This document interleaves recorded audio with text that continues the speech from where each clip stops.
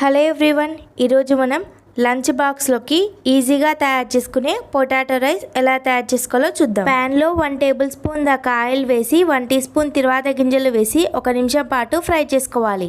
తిరువాత గింజలు వేగాక ఇందులోకి 2 ఉల్లగడ్డల్ని వేయాలి.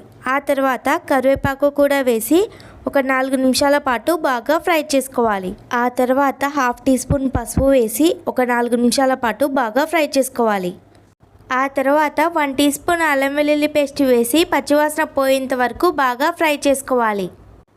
ఆ తర్వాత 1 టీ స్పూన్ ధనియాల పొడి, 1/2 టీ స్పూన్ మిరియాల పొడి, 1 టీ స్పూన్ కారం వేసి బాగా ఫ్రై చేసుకోవాలి. ఆ తర్వాత ఉడికించుకున్న అన్నం వేసి 2 నిమిషాల పాటు బాగా ఫ్రై చేసుకోవాలి. ఆ తర్వాత 1 నిమ్మకాయని పిండుకోవాలి. అంతా బాగా కలిసేటట్టు బాగా ఫ్రై చేసుకోవాలి. ఈ రైస్ ఐటమ్స్ అనేవి లంచ్ బాక్స్లలోకి ఈజీగా చేసుకోవచ్చు. ఈ వీడియో నచ్చితే లైక్ చేసి, షేర్ చేసి, సబ్స్క్రైబ్ చేయండి.